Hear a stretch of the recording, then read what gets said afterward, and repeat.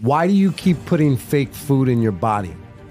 Why do you continue to ingest synthetic ingredients, chemicals you can't pronounce, into the most incredibly valuable machine you'll ever own? Why do you downplay the importance of proper nutrition when it's the foundation for good health? Why do you keep fueling your body with ultra-processed factory food and walk around at 65% of the person that you're supposed to be?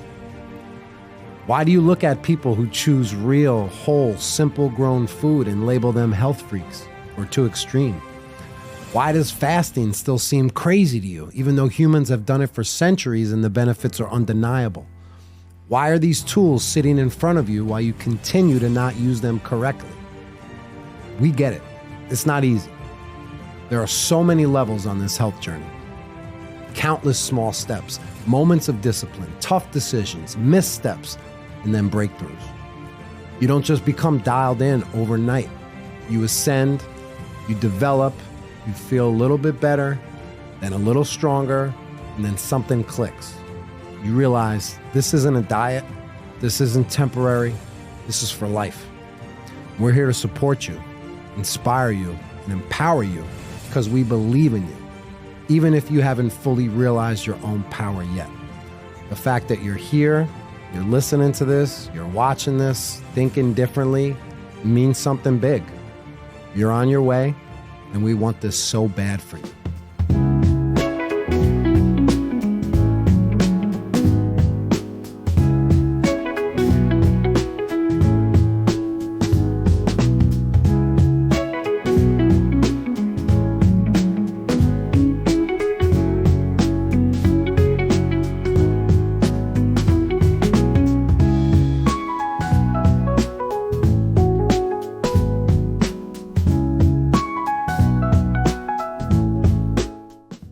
Coming at you from Kaji Vision Podcast Studios in Stamford, Connecticut. Welcome to episode 11. We're on 11 of the Dialed In Podcast. Who's number? Boom. Who's the number 11? No one jumps off the page. Who's a notable number 11? Right? I don't know. I'm trying to think. We should get a number reference each episode. Like a famous sports player, or maybe not even famous, just like an intangibles guy. Yeah, that we forgot about from the 80s, who was number 11. We'd love. So this is episode 11. Claudio's already got us penciled in the Google Calendar for episode 27. Wow. So we are. He penciled us in. We're dialing it all the way in. I saw that. I was like, damn, he penciled us in. I saw it on my email. I was like, damn, that's a lot of invites. For real. Hey, he's running a business over here. Yeah. So what's going on? I mean, listen, we're here on a new day. Normally we're on Sundays. I mean, we're here on a Thursday. I'm like, I can't even dial in because I got to go do dialed in. Oh my god.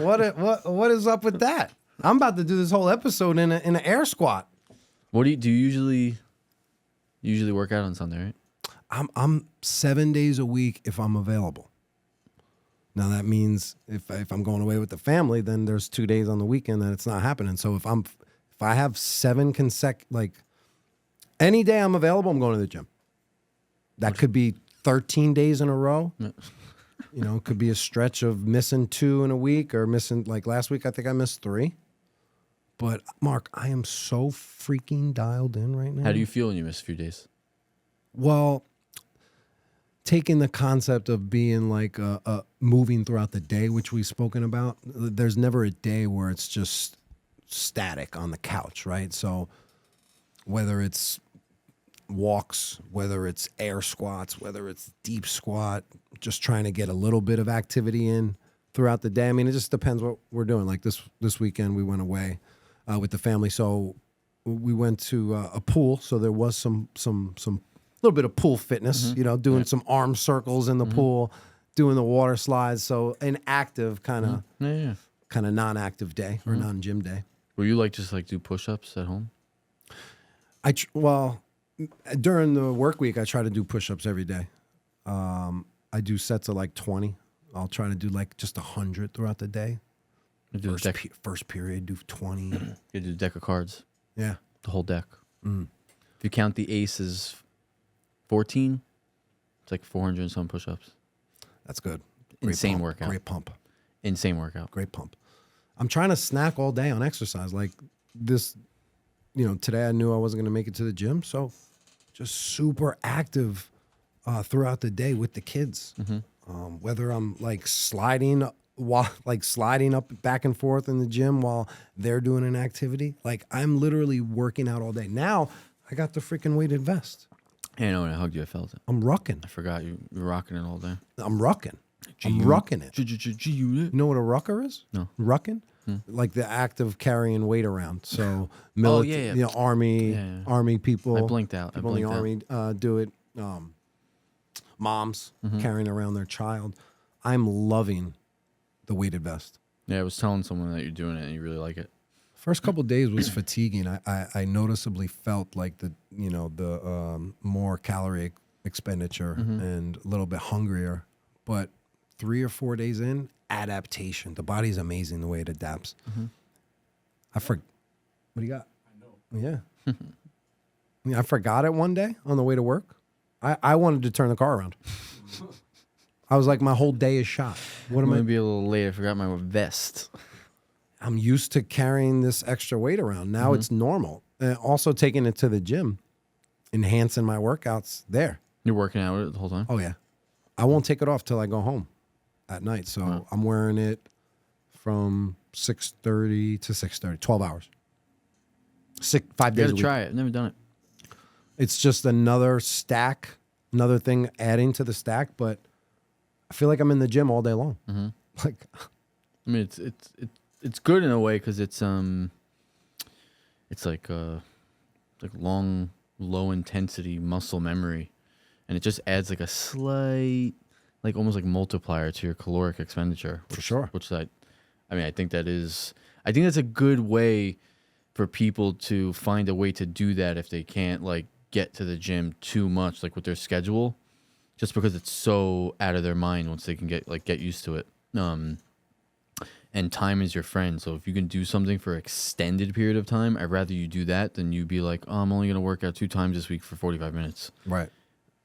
Or I can't work out, but what if I can put a vest on and add 8 pounds to me and, increase my caloric expenditure by like 400 calories a day for the next 7 days? I'd be like, I'd rather you do that. Yeah. Yeah. So it feels normal. This feels natural. It feels like something I'm going to do for a long time.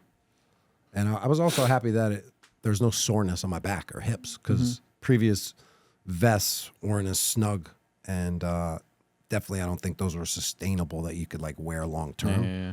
So I was really happy about that because I was slight hesitancy, or that was my only reservation with the weighted vest. Like, is this going to be too much load? I wore it for a game the other day too. I wore it underneath a ref jersey. I put on a large ref jersey. It still was a little indented. And I wasn't nervous, but I was thinking, like, is this going to be too much? Am I only going to wear it the first half? Yeah. I didn't even think about it throughout the game. Yeah, no. It was just pretty natural. What'd you say to me? You said something about the vest at the gym. And I was like... Said something funny? No, I said, I was like, you asked me something like, oh, can I use the weighted vest during this? Oh, and I was like, you had a weighted vest. Skin the cat. Yeah, and I was like, you had a weighted vest on before you had the weighted vest, before you really like shed everything off. I was like, you were doing, that was the same thing.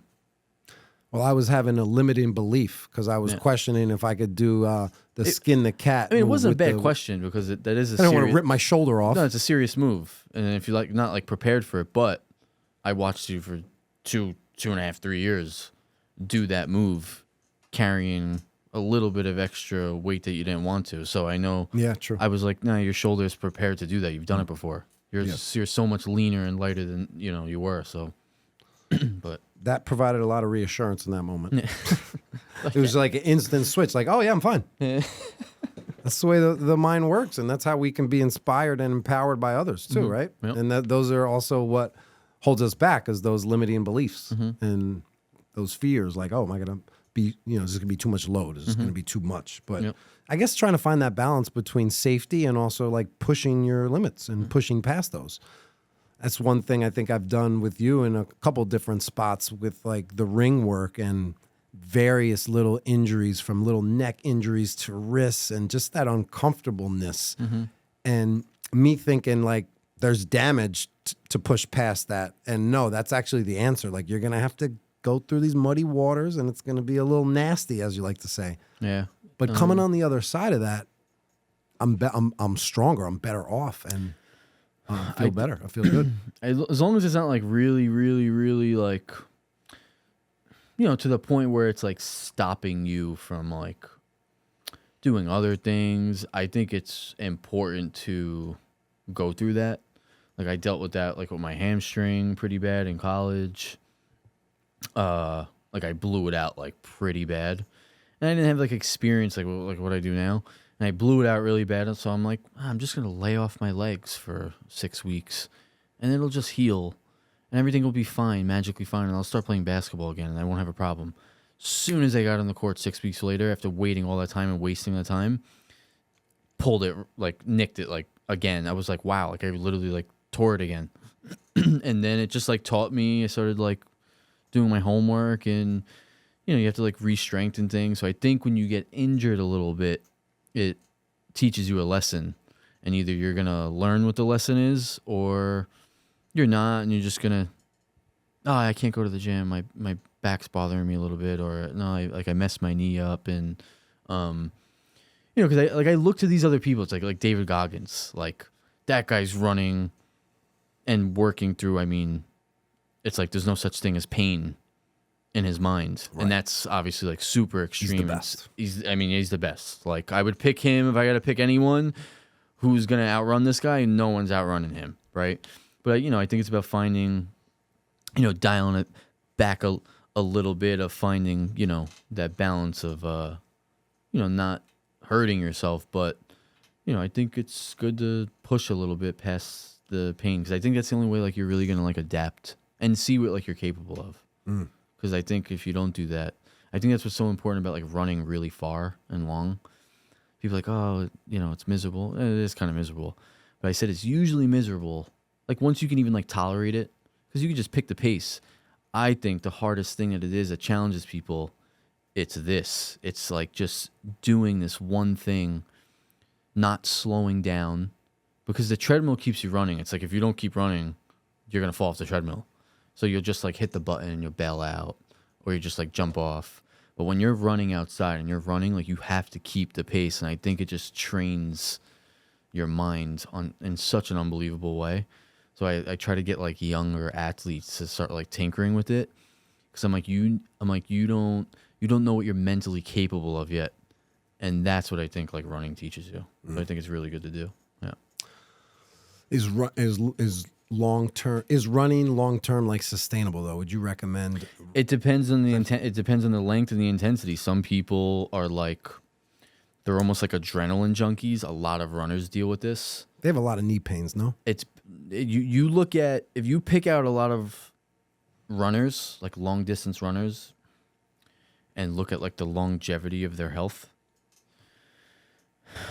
that's like their way of just like, I don't know, like fueling all like these things inside of them, and they get lost in it because you get extreme like runner's highs. Mm-hmm. And when you get runner's high, I mean, you literally can like pick up the pace even faster, run even more vigorous, and you don't feel anything. Then you'll feel it the next 2, 3, 4 days. And I'm talking about people that like, I know people who like are just extreme runners, and I mean, they're like loaded up on painkillers and stuff because it's the only way to tolerate what they're doing. I think it's about, like I was saying, like finding that balance of like how you can like maybe like dial it back so you can go longer without like beating yourself up. Me, like I'm the opposite. Like I've ran far before, but I'm more of like I want to run like 3, 4, and 5 miles like vigorous rather than like 10 miles, 12 miles. That's really, really hard. And then the marathon is just absurd. But no, it's good. It's just, you got to find that balance of like what works for you, where I can run 3 miles today, and then on 3 days later I can run 3.2 miles, and then 4 days later I can run 3.2 miles, and then you just keep like upping it. Yeah. I think sometimes we kind of like rush into, I want to be in really good shape. But so when we went away to this resort this weekend, that was my first night like away from home, having other people's food, like not in control of that, right? So of course it's all non-organic, right? It was fairly decent quality for like buffet / resort food. But I just want to take you through what I ate throughout the weekend. I made sure I had like a big breakfast that Sunday before we left, so made it all the way to dinner. And then I went to the salad bar. So they had all whole foods, the first like 10 options, and then they got into some marinated, like canned processed foods like the beans and some of the pickled stuff. So just had a salad, olive oil, vinegar. It was a pesticide salad bar. Nice. You know, but it was, you know, whole foods. Ate the steak that night. You know, I've spoken a lot about yogurt, how much I love yogurt with berries and strawberries. They had a whole like yogurt bar, granola bar with vanilla yogurt, strawberries, blueberries, and the granola. I'm not touching it. Yeah. I'm not touching that vanilla yogurt. Yeah. I'm not touching the granola. I know it's got seed oils in it. Candy. So it was like, you know, a close representation to what I normally eat. Not touching it. Yeah. You know, so I think, you know, we've spoken about being dialed in on holidays, Super Bowl. I think it's important. This is like, I'm competitive now about this. I want to perform well in all environments. So having like that versatility throughout different locations and different settings is part of the dialed in journey, not just letting loose since you're away. The next morning, you know, breakfast, I had eggs. So they had hard boiled eggs. So I had about 5 of those. I made my own omelet, 1 slice of Swiss cheese. I'm sure the Swiss cheese wasn't clean. I don't know. It was probably better than, obviously, the American. But I did get 1 slice of Swiss cheese. Had some fruit. Had coffee, though, and realized day number 2 that I was drinking a creamer that said non-dairy creamer. Yeah. So I realized it mid-cup. And I look at the first ingredient, bro. Spit it It's out. got vegetable oils. It's got canola oil. It's dirty. Yeah. I feel like I sinned. It was right in front of me. I didn't read the label. I assumed, Mark. Because, yes, the day before, they did have, you know, creamer, and they were in the same little single serve pouches. So the next day, drank it. Didn't taste anything funny, but it's like, man, you got to pay attention all the time. Yeah, Seed oils in creamer. Creamer's you're usually not getting good stuff in creamer. Yeah. Yeah. Yeah, I was like wondering how that, like, that's a good example. Like kind of on the fly, like you're going away. But that's what I always wonder with you. Because sometimes you just can't like bring a whole bunch of stuff for you. Or even if you do bring stuff, you run out of it. You didn't think you were going to run out of it. But like that's what I normally do. Like if I fly somewhere and I'm like, I got to go to the airport. We got to sit at the airport for 3 or 4 hours. Then we're going to land. Then maybe we're going to do a layover. I mean, there's nothing good at the airport. So normally what I resort to is I try to find a beef stick, but I usually get yogurt, but they're usually mostly flavored all the time. Yeah. But I'd rather stick with that because I don't feel as bad than eating whatever else is at the airport. Yeah. That's especially like when I'm traveling. Like I don't want to feel like crappy. Like while I'm flying, I usually never feel good when I'm flying. So I try to just like, that's really like the thing I go to. It's like yogurt. Like, I don't know. I feel fine after I eat it. Yeah. That's one of the advantages I feel like I have when I do go to these places because of my fasting and not having to worry or look at the clock or, wonder when and where the next meal is going to be. Because I'm like, I'm good. Yeah. In the short term, I don't need your food. Yeah. But Have your fast been? Mark, I'm fasting right now. I am, let's see, last meal was 10 o'clock. I got to dial that in. So what is 10 that? p.m.? 10 p.m. Yeah. So what is that? 19 hours right now? Light, easy, enjoyable. Working out all day long. Yeah. Like not thinking about food. Like I wish people understood and felt how good fasting was. Yeah, I made another client do it the other day, probably like a week ago. And then something today I thought was cool. like it made me like remember it. Someone asked me what to eat, and they sent me 2 pictures or something, and I said get this thing and eat half because I was seeing the calories. Like keep that's too many calories and that's too many of these macros. But the person just worked out, so it was like now's the time to eat that, like the carbs that they needed. And then the person texted me after I said like, yeah, just get that, cut it in half, eat that, go do your other cardio workout, and then eat the other half later on, like 3 or 4 hours from now. And the person said, oh, I was so hungry, so I also got these lettuce wraps. And that's a good thing for me to see, because I'm like, you're craving things and you're eating with your eyes before eating it, and you're already premeditating how much food you need to eat to like feel full. And I'm like, that shows me that you're eating too much with your eyes, which usually is like they probably have like an electrolyte imbalance and they're like craving salts or something after a workout. So I said that because that's a good thing to like identify when that happens with me, like when I'm really like run down and depleted and I all of a sudden come in contact with my eyes with something. I'm like, oh, I need to like eat that. It could be like a slice of pizza. I'm like, no, I have to eat that slice of pizza. And I think we do that a lot. And I think like that's what I think the really good part about the fasting is. It like exposes you for an extended period of time of removing the typical habits that you have, which is like, it's 8 a.m. I have to eat. It's 11 p.m. 11 a.m. I have to eat. It's 3:30. It's around. I'm finished at work, or it's lunchtime during work. I have to eat, and it's just all like this pre-programmed stuff, and which is fine. But I think with fasting, you're really going by constantly. How do I feel right now? Am I hungry right now? It's 5 p.m. and I haven't eaten. Like now, I'm hungry right now. I just think you're like a little bit more in tune with how you're feeling and not premeditating out of habit. Like, no, I have to eat all this stuff, so I'm going to buy a whole bunch of stuff and bring it back and probably eat all of it. I was telling my wife last night at dinner how much I've never enjoyed food this much. Mm-hmm. This is like the most incredible tastings I've ever had, especially coupled with, I think it's the combo of the fasting and the clean eating. Mm-hmm. And when I'm ready to sit down and break the fast, it's like so appreciative of the food. Every bite is just like, wow, this is amazing. Yeah. And that feels great. Mm-hmm. It really feels like, and not being wasteful too. Like, my wife cooked pasture-raised eggs for my daughter this morning. She only ate about half of them. No problem. They'll go in the fridge for me later. We are not getting rid of any of that stuff. Some of the meat that she doesn't eat, no problem. That'll be like tomorrow's food. Yeah, I had ground beef left over, and I made it like early this morning, and I threw it in the eggs with some like cheddar. That's what I'm saying, dude. When you buy that stuff, like you're like, I'm not wasting that. This is really good quality stuff. Yeah.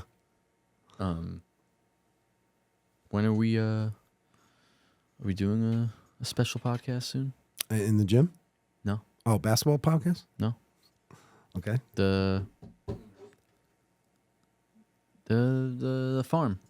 Oh, yeah. So Miller's is coming in on May 6th.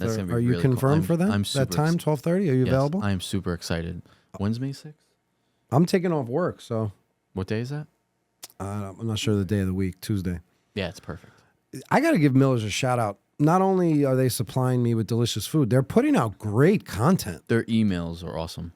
Outstanding blogs and newsletters. Their Instagram's awesome, but I noticed because it's the email. It's a lot more like informative in that way, and I wasn't like looking at their pictures as much on their Instagram just because it was like pictures of food and this and that. But their emails, the emails that they send, and the transparency of them is just outstanding. Mm-hmm. It's unbelievable, and I mean, you can't get that from a lot of the food that you're eating. They're awesome. I just got food yesterday. Did you? I forgot to put my order in because I was at the resort. So I'm out of raw milk for this week. Hey, you like it? You like it, right? I love the raw milk. So good. Should I be having goat milk? Is that the next step? Isn't that a healthier, more nutrient dense? No. Look at there's something. There's just a difference in in the protein, I believe. I don't know. I gotta double check, but I look at the animal, and that goat is much smaller than the cow, so the cow's eating more nutrients for you. But what about the chicken? Yeah, what about it? I mean, he's a small animal, but he provides all essential. No, yeah, but I mean, acids, like, right? look at like how much food a cow eats, meaning all that food that they eat, it gets absorbed in their intestines. Because they're eating so much, they're absorbing a lot more nutrients than a chicken can ever even entertain. That's kind of like why you get the most zinc out of 6 ounces of filet mignon versus 6 ounces of chicken. You know what I mean?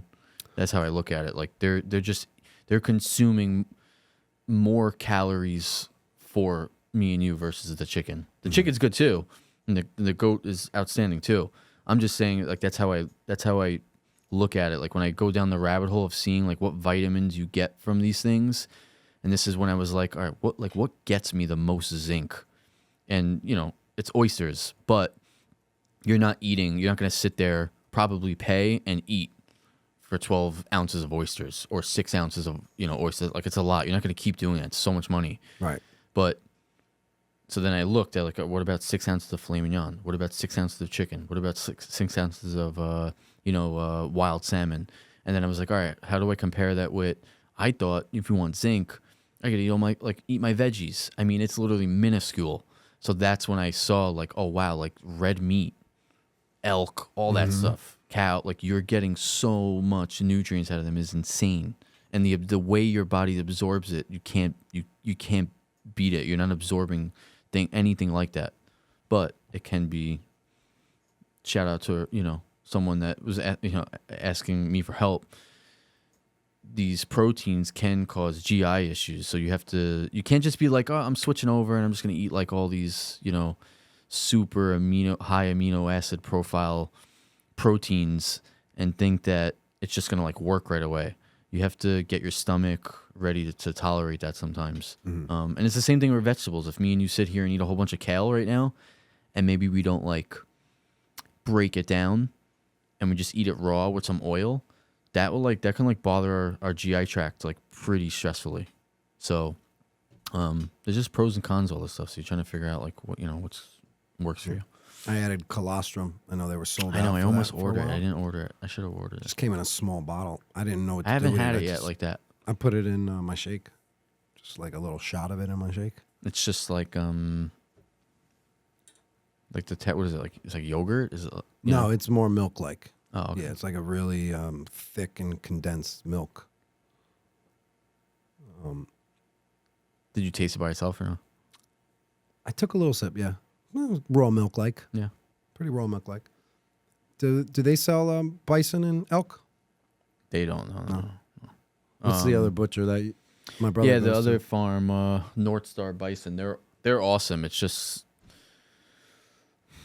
Pricey? yeah, it's kind of like it's the same because all the farms that are regenerative like this are doing the same process. So it's not really like this is more than the other. They just don't have, because the location of where they are, they're so popular because of all the other things that they have. That a lot of their stuff sells out like pretty quick. And then the things that are available, like you got to pay a pretty penny for it because you have to buy a lot of it. Like you can't it's hard sometimes. Like, oh, I want, like usually I'm getting like elk strip steak from them because like that's available, but the elk ribeye is usually not available when I want it. So like I just got to the point where I just didn't bother. But that's awesome. You got to try that. I wanted to ask you, have you looked into Butcher Box at all? A little bit. Yeah, like my mom's asked me about them. A few people, I know a few people who order from them.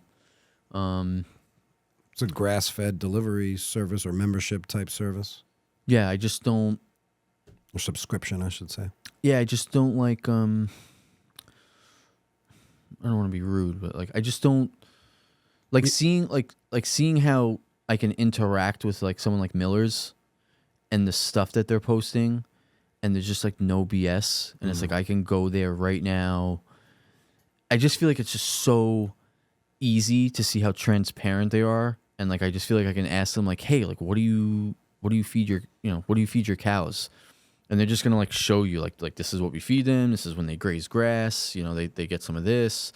So I think with the butcher box, they're using so many different sources that I'd rather just go to like Miller's, who's like specialized in just this stuff that they get in that location. What else did you order from the farm this week? This one I just got a whole bunch of yogurt because the raw yogurt. Yeah. Okay. I wasn't sure. Last time I spoken about yogurt and I said I bought 5, it wasn't the raw yogurt. Oh, you bought the so we got to talk about that. So that was their organic grass-fed, but not the raw Greek. Different level. I forgot there's 2 of them, yeah. Different level. The raw Greek, first of all, the bottom part is liquid. It's insane. I don't know if that's a great thing. It's separate. I think the way's separating. Yeah. The texture of it is almost like whipped cream cheese. It makes a sound when you put a spoon through it, like it's insane. It's just absurd. But you got to keep mixing it because as time goes on, if you don't even when you think you mix it, you're not. And then when you're coming off the top constantly, you're taking like I don't know. I think it's like more of like the fat, and then eventually when you get like halfway through or like a quarter of a way through, it's really watery towards the end. And it's just not like the same experience for me. Yeah, I feel like I'm having kefir instead. That is the most outstanding dialed in delicious yogurt of all time. Yeah, it's basically like my daughter's diet. It's that you can't do better than that. It's awesome. Yeah, it's cool like having it because it's just like because I feel like it's hard to find whole fat yogurt. I feel like it's always 2%, 5%. It's always like some sort of like cut in there. But just seeing the smell, the taste, the texture compared to a lot of the yogurts we get in the grocery store, it's just like a completely different thing that you're eating. Yeah. And there's been times when I was like working late at night, and I'm like working in the back of a truck helping my father-in-law as he does a bread route. And I get really because the van's moving, it's driving fast. I'm standing, I'm looking down, I'm like grabbing stuff. I get a lot of like, it happened 3 times where I was even like eating like clean. I was eating like fine. And I'd get like agita, like acid reflux. And it would be the same time every night. And I'm like, it's gotta be like, I don't know if it's because I'm breathing something in here, but I think it was because the van's moving so much. And I'm like looking down. And the same thing. So when I'd get home at like 12 o'clock in the morning, I'd be like dying. Like this has to stop. Like how bad the acid reflux felt. But I just go home. I'd either take like huge spoons of the raw Greek yogurt or the raw milk, just instant gone. Just never comes back. I just feel like it's so good for your gut. Like sometimes that's how I go by. Like, how do I feel from this? And I'm really like watching it. My gut feels outstanding when I have those 2 things. I just feel like it's like I don't know, like it's like a barrier that it builds, like this like gut biome because of the bacteria that's probably in it. It's outstanding. Well, it's extremely good for your gut biome. Sorry to interrupt the podcast. Just wanted to thank you for being here and joining us on this journey. The fact that you're here shows your commitment to your own transformation, and that's something you should celebrate. We're here to help you every step of the way, and we want to hear from you. So if you have questions or thoughts or breakthroughs that you want to share, reach out to us directly at thedieledinpodcast@gmail.com or hit us up on any one of your socials. Now, let's get back to the podcast. Another thing is sauerkraut. My cousin just bought a sauerkraut maker or a pickle, like what is it called when you pickle something? Pickling. What's the instrument that he Ferment? bought? It might be a fermenting, fermentation. Yeah. Pot or something like that. But anyway, I had some of his homemade sauerkraut and I drank the juice when it was done. And it's almost like maybe this might be placebo, and I've spoken about that on the show. It almost feels like it's interacting and making sweet love to my gut biome. I just think we're used to like having processed things, and a lot of things are processed because they're trying to make the food safer, and we just remove we're removing bad bacteria, which we are, but we're also removing a lot of good bacteria. So I feel like we're just constantly eating a whole bunch of stuff that's just calories, and we're not getting the gut benefits. Maybe it's something bad, or maybe it's something like good. And I just feel like all the food we eat just has like no like gut benefit really. It's just like you're just adding calories, maybe irritating your gut. So I think things like that are clean, that are good bacteria. I notice a difference very fast with how I feel with nausea, so. Yeah, I'm reading a book called Good Energy by Casey Means, who I think is just top-notch distributor of health information. She's a metabolic, expert. She talked about in her book 5 things you should have at every meal. Number 1 is antioxidants and micronutrients. Number 2 is fermented food. This is in no order, but like a sauerkraut or a yogurt. Number 3 is fiber. Have fiber in every meal. Number 4 is protein. And number 5, I'm drawing a blank. What's number 5, Mark? What did I miss? I'm sorry, omega-3s. So those 5 I would have things, went with, yeah. Focus on those 5 for every meal. It was a good way of looking at a building a metabolically like healthy plate. I feel like I want to go back to school for nutrition. I am going through like an educational renaissance where I'm going to be doing this for the rest of my life. Like this change that has transpired, I want to go so much deeper in it. And I feel like every day I wake up every day like looking forward to learning new things about nutrition, about how the body works. Yep. So I'm really enjoying this book. I took a step back from podcasts for like 2 weeks because I just need to increase my knowledge, and so I'm really enjoying learning. There's a lot to learn. Oh Yeah, my it's a goodness. lot of like, then you start getting into timing and things like that. But like all those things you said, like when I got certified with like George Lockhart, I noticed all the chefs like on every meal because the fighters can't eat like a lot of food during the weight cut part. But every meal, they sprinkled microgreens all over the food. Like they were just like, there constantly needs to be like micronutrients getting to the athlete constantly. So they're always sprinkling microgreens. And that's been the thing that's really like blown up in the past, I'd say like, 8 years, 7 years. All these like microgreen places, all these farms. But yeah, omega-3, fermented food. You should watch I think she's from South Korea, this lady. She's a monk, and she's a chef. The Chef's Table episode. Because they use a lot of fermented food, like kimchi. Yeah, I just bought kimchi last night. Yeah, kimchi's outstanding.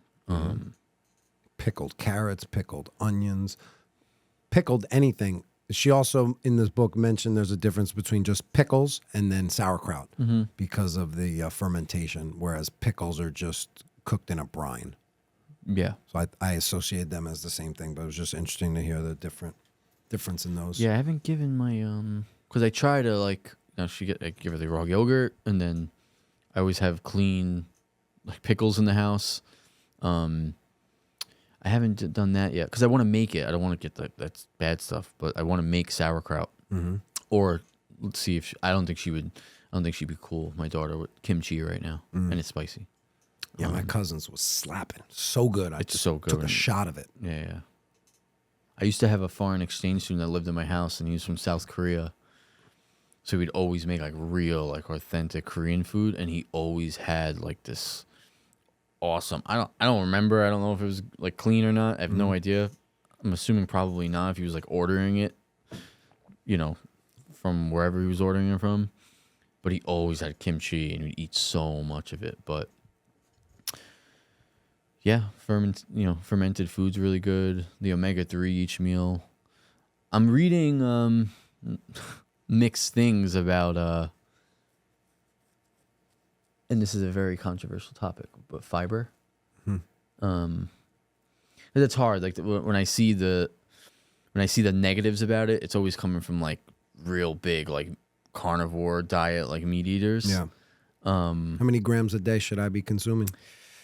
You've told me about my protein numbers. You've told me about how much fat I should have and carbs. What about fiber? I think the number's like, Let's get into some macro talk. I think here. it's like 50 grams. I think it's 50 the number. grams. I just heard 50. I've just been dealing with this with one of the people I work with because he's so obsessed and torn and programmed. Like, I got to eat a whole bunch of vegetables, and he's just trying to hit like the specific goal right now with like how he aesthetically, like what he aesthetically can achieve. You know, he's being as healthy as he possibly can be, but also aesthetics. And one of the things that I would deal with when I was bodybuilding was they were like, be careful how much dietary fiber that you eat. It's just like holding a lot of water, and your body will like hold on to it for a little bit, and it'll just kind of like make you like puffy a little. And if you look at bodybuilders when they compete, when they're trying to look perfect on stage, they're not eating a whole bunch of vegetables because it like holds a lot of water in them. And you know, it's a little stressful in the gut sometimes. Like, people don't want to believe that, but if you don't cook vegetables the right way, it can be stressful in the gut. So it was one of the things that we were talking about. So I told him, I'm like, try to like tap in your veggie intake down just like by a quarter of what you're doing, because he's doing a lot of it. A lot. I used to eat so many more veggies, and we haven't spoken very often on this podcast about veggies. They weren't really part of my transformation story. Neither was cardio. Yeah. No, It's like two historical things that at least my mind would look at and say, oh, those are two ways to lose weight. Yeah. Were not prevalent at all.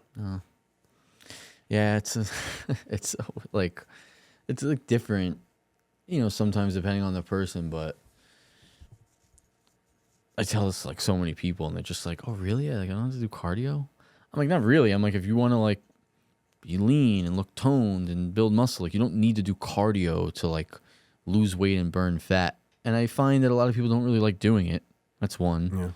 Yeah. And my thing is like, I'd rather like make you move through patterns with some resistance and weights, and you can achieve all that. Like more sprinting and for like muscle building and running activities and maintaining the response in your nervous system of like, oh wow, like I run really powerful, I need to hold on to muscle, or maybe build some. Like, look at an Olympic sprinter. They look like, you know, disregard maybe what people might be taking, but look at like the metabolism of a sprinter versus a marathon runner. They look like two totally different humans, because one of them needs more muscle to produce that much power.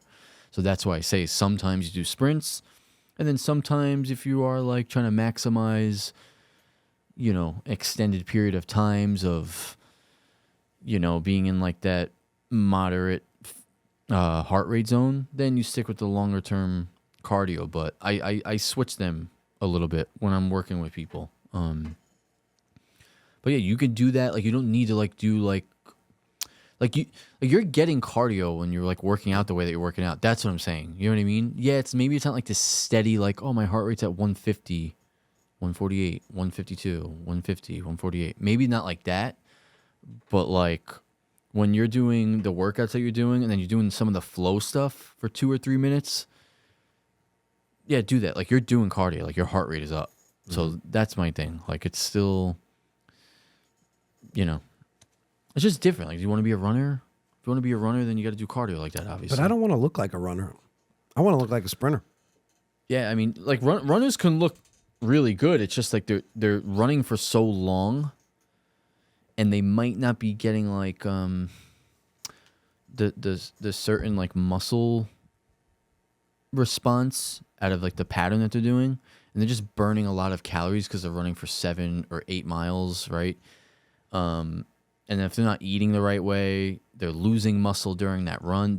That's usually the issue with it, is if you run longer than 60 to 90 minutes, you're playing a game with, if you don't know what you're doing, you're playing a game with possibly burning muscle off while you're running. That's the problem with it. And if you don't know that, you're like, oh, I'm still going to run hard. That's usually why marathon runners are so skinny. One, because the less muscle they have, the more VO2 the better their VO2 max is, because they require less oxygen. The more muscle you have, you require more oxygen to pump blood. So that's why you can like gas out a little bit, you know, easier. but they're usually just running in extreme caloric deficits all the time, and then you lose muscle like that. Speaking about running, I was just editing that clip about hamstring health that Kevin Smith asked, and you mentioned that loaded hamstring stretch and just The J curl. the J curl, Yeah. and I just wanted to, compliment that and throw flowers on that move because I've been doing it now for weeks and weeks. You've been mixing them up too. You've been doing straight and then also the wide ones. Yeah. But you've made it an emphasis on the first day of my leg workout. That's the first move. And I know you always schedule like the most strength load type of move in the first couple moves. So to see the stretch as number one, it puts emphasis on the importance of stretching. But I just want to say, like, I'm looking at my legs. They look so much more toned. And I feel so freaking strong in my hamstring because of this J-curl. I've been really pushing it lately. And I've spoken about it before, and I've probably, when I have spoken about it, I've only done it a couple times. Now I've been really consistent with it, and I'm feeling the impact of it. And I was just, like I said, looking over the video, and you've already explained it and recommended it, but just wanted to share that with our audience again. That is the greatest move for hamstrings. It's just funny. Like if I tell anyone, like, hey, we're doing a leg workout today. We're going to do this. Like, let's just disregard. Like, I got to make sure, like, their back's okay to do that. Like, they have to be prepared to do that pattern. But if I were to tell anyone, like, yeah, this is what you're doing for legs. We're doing hamstrings today. They'd be like, how is this going to, like, work my hamstrings? Dude, we are so programmed to, like, whether you have dumbbells, a barbell, weights, that if you're not doing these patterns that you've always seen, like, oh, no, but RDLs and deadlifts and squats. It's like anything outside of that, it's just like so weird. It's like, who are the most in shape individuals that you see? It's like turn the Olympics on. Yeah. Look at the gymnasts. The gymnasts aren't staying in a gym and like doing, squats and glute bridges. You know what I mean? They might be doing they're not doing that. They're doing insane loaded. I'm not telling you to like you have to be an Olympic gymnast. I'm just saying like we're so programmed that like, no, this is how you exercise your body. And it's like we're just completely ignoring like gymnasts, dancers, tennis players, swimmers, right? It's like there's no wrong way that you could be like moving and strengthening things. Maybe you might rush into a J curl that your lower back is not prepared to go into flexion like that, and then you can like get hurt. But you've been doing it for a while now, like, great. Like, you're able to, like, load it up even more. And now your hamstrings can handle an insane amount of length under tension. It's like you literally don't have to worry about possibly blowing your hamstring out when you're sprinting. You know what I mean? Because you're getting it to lengthen to that ability. And then, let alone your lower back. A lot of people have a problem picking things up off the ground. Because why? They're like, oh, I'm not supposed to round my lower back. You're not, because it's stuck and you don't ever do that. And then you pick something up heavy off the floor out of nowhere and you've never done that before. But with the J curl, you're literally training in the most rounded lower back way how you can pick something up off the ground. And you're learning how to articulate your spine. I've been doing some articulation lately for sure. You've been doing the waves and I've been experimenting in new wavelengths and patterns. we might have to go to a dance class. I would do that. Yeah. I respect the flow Yeah, right? for sure. It's beautiful movement. It's the best way of moving in that sense. It's so nice coming over to doing movement training. Now you have a newfound respect for dancing too. I remember I said that at my school. There was a dance show with. I was just blown away from like an exercise and movement standpoint. Like, wow, this is just the control of like how like people are able to move. Like I only used to like certain type of dancing.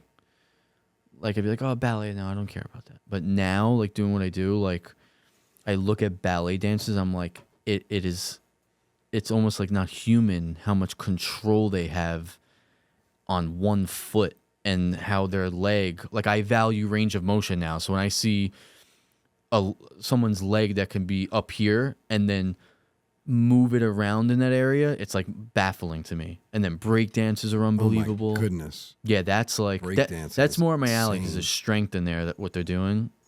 there's strength with insane. other dancing, but that's insane.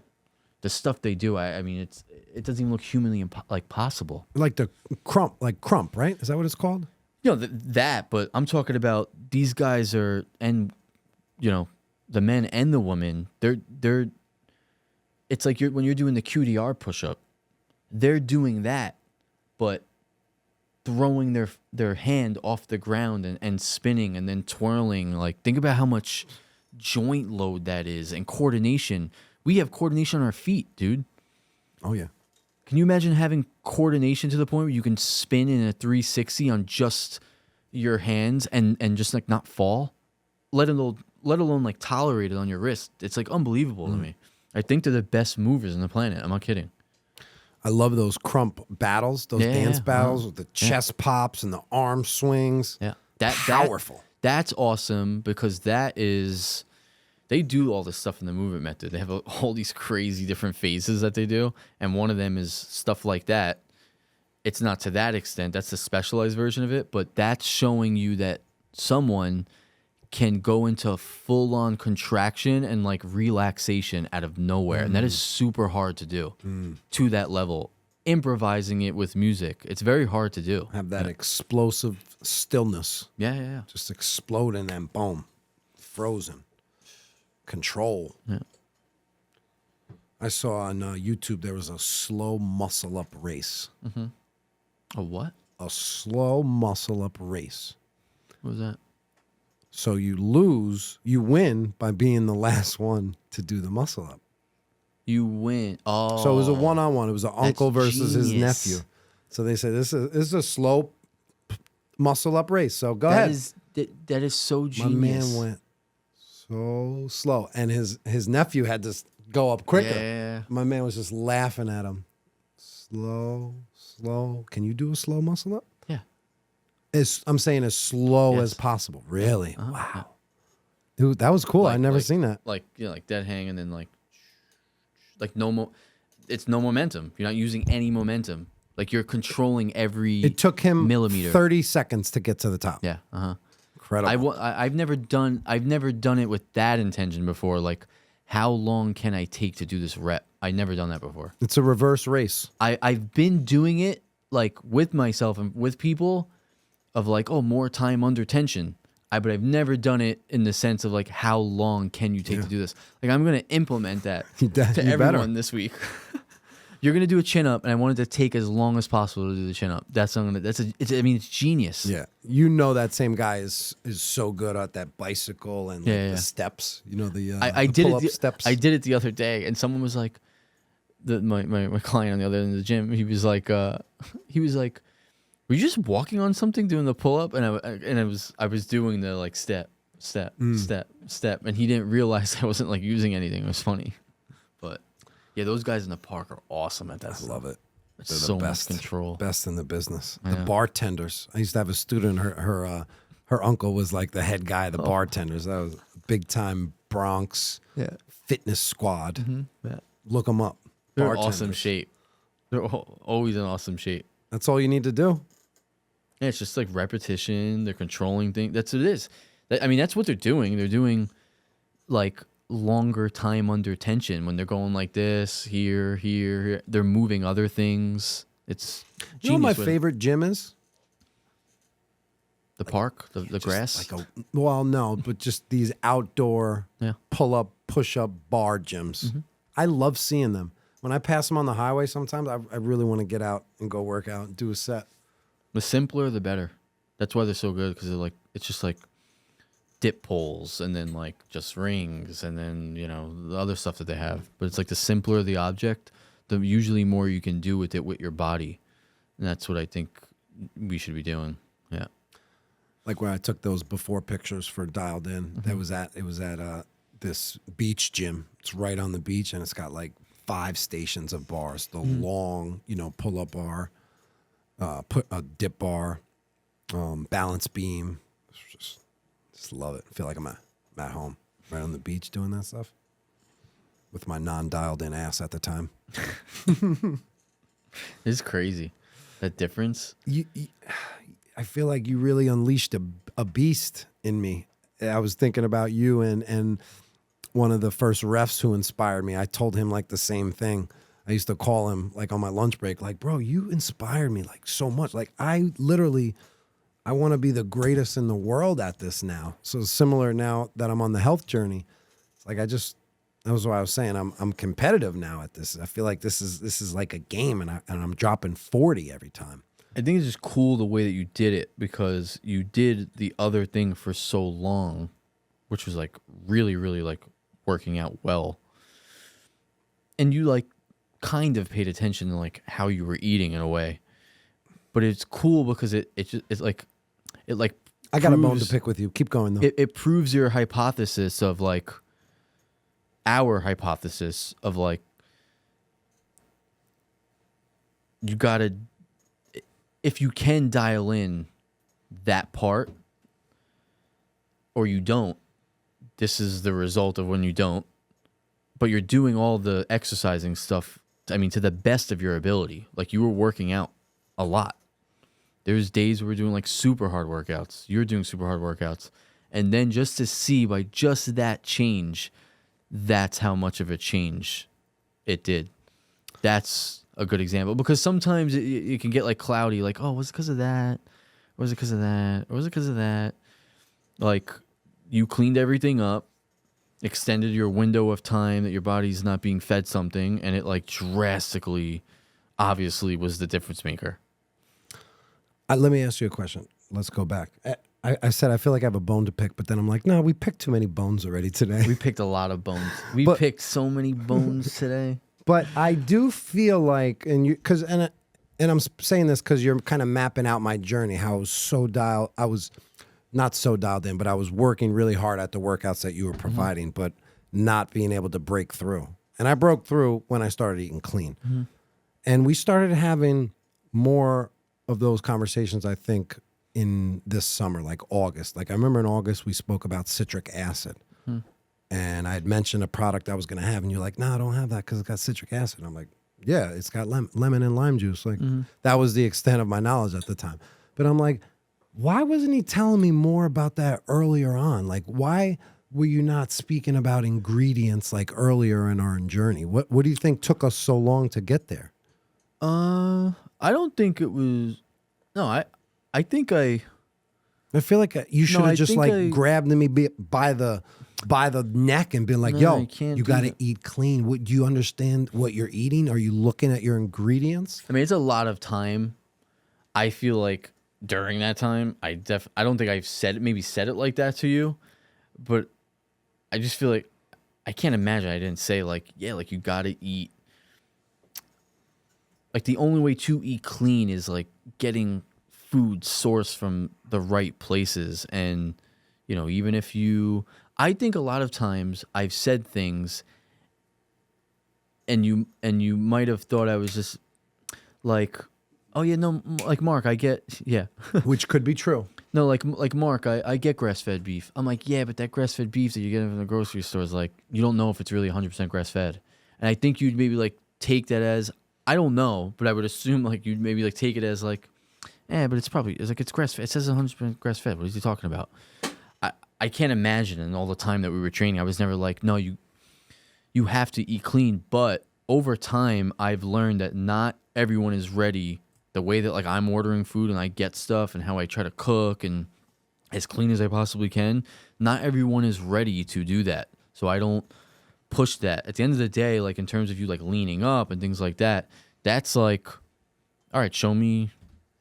And I've said to you before, yeah, but we don't know how many calories you're eating. How many calories are you eating? You know what I mean? Like we can talk about this all we want. I need to see like, well, that was macro talk. Yes. That wasn't ingredient talk. That wasn't source talk. Yeah, but you can look perfect without. It's like, look at a bodybuilder. Do you look better than a bodybuilder? Do I look better than a bodybuilder? No. Some of them take stuff. Some of them are natural. There's natural guys who aren't eating from Miller's Biofarm. They're eating everything at Stop and Shop. But they're in their caloric deficit. They're hitting their windows of burning all their glycogen out. They're doing low carb days, high carb days. They got it down to a science. You know what I mean? So, that's not the only way for me to, like hit your goals maybe at the time. But then I just think that conversation that we had, like you said, it just didn't like resonate with me. Like, are you eating, how's your diet? Like, are you eating clean? You know what I mean? And when I say that, I say like, I didn't know what clean meant at the time. yeah, and I say that to people because I'm like, listen, you're working out a lot. I don't want you to, you're trying to get results. So when I say clean, I'm like, listen, you want to see results quick, eat what you need to eat for the energy that you're burning, and clean up the ingredients, because those things will happen faster than you eating, to your point, dirtier food, but you're in a caloric deficit, right? Naturally, I would assume if you're eating 1,800 calories and your clone's eating 1,800 calories, you guys are doing everything the same, but you're eating McDonald's and you're eating everything you're eating from Miller's Biofarm, but all the macros are the same. That's how you have to look at it. Mm-hmm. Clone yourself, keep every variable the same besides one, and just change the ingredients. That's that perfect difference that you would see, and that's what, like, what we're trying to like get at. But I've definitely said it. I just don't get pushy with it sometimes because not everyone's ready to do that. And I'm pushy now. I'm pressing everyone on the ingredients, like holding up a big piece of paper, like, here's the answer. Mm-hmm. Like, have you looked at this stuff? Mm-hmm. I wasn't ready to, I guess, accept some of your clues, but I feel like I should have been woken up like a long time ago. Like, I can't believe it took me this long to, like, I was in a daydream or something. I was in a daze. I just think we can tell a story to ourselves and by accident lie to ourselves. And I think it's not always necessarily about like, these are the ingredients, like these are clean, eat it like this. I think it's about, I understand when I'm eating things that maybe 8 out of 10 people would think are clean or healthy for them. I'm aware that, this isn't clean. Like, it's not clean. It's not really like that healthy in the sense for me of like the time of day I'm eating it. It's super high in like carbs and it's 9 p.m. at night, right? That's what it is. It's like the awareness. So when people just like ask me, all I'm saying is, like, if you're asking me like, hey, are cigarettes bad? Yeah, like, they're pretty bad. So when people ask me and they start to get like aggravated a little bit, they're like, what about this ketchup or this mustard that I use and this and that and this and this? I'm like, yeah, no, none of it's like clean. Is like, there's something in there like that I wouldn't want constantly going into my gut, So it's just I'm trying to give like awareness to people. You know what I mean? And that's, you're at that point where you're so thrilled by how you feel, how you look, how just everything of your health, how you feel, and you're just trying to give that to people. That's what you're trying to do. Mm-hmm. You're like, I want you to feel this because this is insane how amazing I feel. I don't crash. I don't have acid reflux where I'm like, I don't even want to eat right now because I have acid reflux. Mm-hmm. You know what I mean? So that's what you're trying to give to people. You're trying to give them that experience. It's awesome. I wrote that in one of the recent posts, just having an ingredient awareness. I thought that was a really cool phrase. Yeah. Something I lacked for a long time. Mm-hmm. Had a lot of assumptions. Yeah. And I think the listener, we're trying to help them improve their awareness. Mm-hmm. That's part of having good food skills too. Mm-hmm. We spoke about that on the last episode. We're trying to just help people improve in that department. Yeah. That's the craft I'm honing right now with you. So. Mm-hmm. What else you want to touch on for today? Nothing. I did one cool thing. I think it's cool for people to know. I had someone do a big blood panel. You did a blood panel, didn't you? I had a genetic test. Oh, you didn't do the blood panel? No, I want to do a blood panel. Was that like 100 markers? Yeah, he did function. Oh, that's okay. Marc Hyman's, right? Do you need a membership? You need a membership? I don't know. It's $500, I believe. You get 100. It's awesome. Me and my wife just spoke about that. It was really good. Did you get it? I didn't do it. I'm going to do it. I want me and my wife to do it. He did it, and I expected something out of it with cholesterol. And the reason why I thought this is there was like two things. When he did both of the blood works, one of them he was pretty fasted. That was the one red flag. I was like, I'm going to see something in the blood work because he was fasted. Mm-hmm. And two, he's doing a lot of 2 or 3 days straight of like low carbs. I don't even want to say that. He was doing low carb for quite a few weeks, like low carb, and every now and then I'd be like add the carbs back in. But he got a little overwhelmed by me being so like stick with the low carb, that even when I would tell him like refuel, he didn't want to, because he'd be so like in his head that like it's bad. So because he was low carb and because he was fasted and he was low carb for a while, he's very low on glycogen and using like, you know, getting glucose from it. So when that happens, your blood work can definitely show that like your LDL and your cholesterol like bumps up a little bit, because you're not really using glycogen from your liver. So you're asking cholesterol and fats to like take the load over. And he was doing it for such an extended period of time. So he was kind of like freaking out about it and like a little bit. But I'm like, no, like it's expected when you eat animal protein like this and you're eating like protein with low carb. Your body's got to find another like energy source to amplify and use, and it's usually the cholesterol. But it's just like funny. It's like people are like freak out about that, and it's like he looks outstanding. He's made tremendous, you know, results, but he has hit like a plateau for about 2 months now, where like I'm watching the calories that he's eating, and like he's doing everything right with the high protein and the like lower carb, and something's not changing. So I think he just got a little too cool, like his calorie intake, too little calorie intake. So we just tried to like bump everything up a little bit, and I've flipped everything, and I'm making him do like 2 to 3 days of like a lot of carbohydrates. But I have to know like exactly how much he's getting, and I have to make sure when I see him, I'm like pulling them back out. But I'm trying to like increase the heat in his body, so I'm like giving him more calories again. And as long as I see that his body fat percentage, I go by like how he looks, and I put him on the InBody. As long as he's doing that, and I'm seeing like, oh, your body fat percentage is staying or going down, it's gonna go down. It has already a little bit.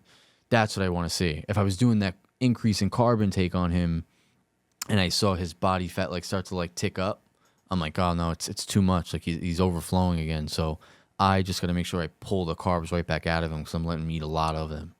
That's really what it comes down to. It's like you can eat them, don't overflow them, and you gotta burn them off, and then you can replenish again if you want. But if you're not gonna like be sharp with the workouts, then that's where you have to taper the carbs down. But I'm seeing him a lot. I'm seeing him like 6 times a week. What did that feedback report that he got? Everything was. You read through all the info? It did everything, dude. Did it give him like special, personalized like feedback? Yeah, or? he honestly sent me some of that stuff today, like things that could like irritate him, he should stay away from. So he like, got 100 pieces like one of them was information. aspartame. Like, yeah, no, like no shit, we shouldn't eat that. No shit, you should stay away from that. You know what I mean? But it was when I see him, I gotta ask him like, show me everything that they gave you besides just a lot of the markers that we were focused on. Just to, you know, so I know exactly what they do. But I'm pretty sure there's more to it than just height and weight? Yeah, it's just crazy. Dude, I like seeing that, man. Paul Saladino and some other guy were talking about this, on how insurance companies will call up doctors' practices, when they see that the doctors are putting in a lot of requests for extensive blood panels. They're actually bothered by that. Yeah. They're like, whoa, they don't want you to know. Whoa, what are you doing? That's what like, do you that's want to know that for? Dude, and they like threaten to like, why are you snooping around? yeah, we're not gonna like, you know, we can't keep, you know, letting you carry our work with our insurance at your practice. I mean, that's insane. So I'm seeing this, right? This blood panel is making me think of children and kids, because that's the chink in the armor about all this stuff, because it's very sensitive topic. And when I'm seeing this, I'm like, why do our kids not get this level of knowing where all of their markers are and the things that can irritate them?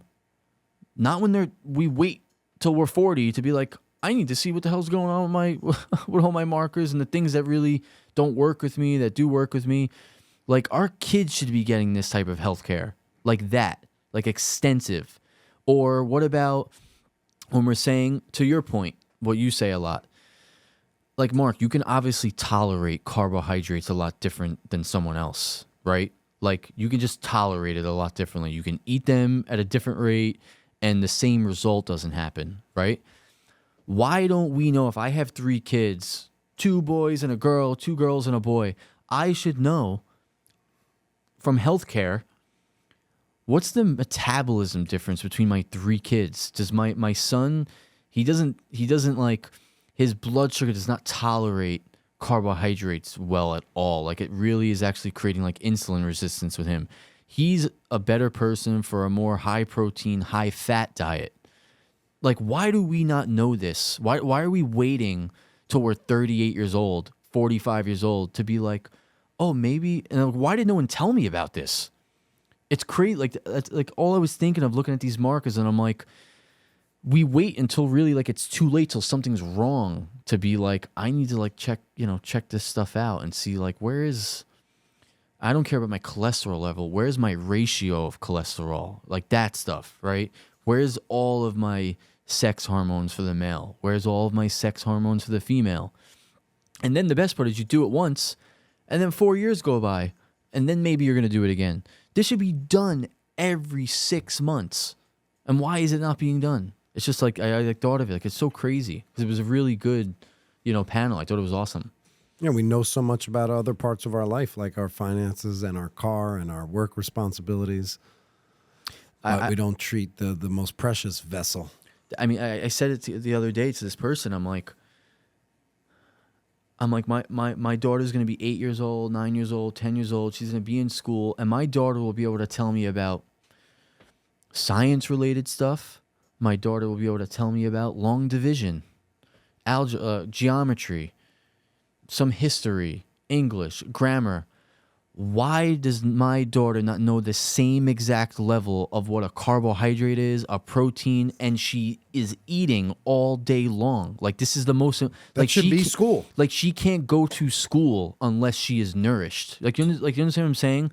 Like, you can't do anything unless you have the ability to survive, which is like, you need calories to fuel the energy that you're going to burn to not exercise, to learn and develop.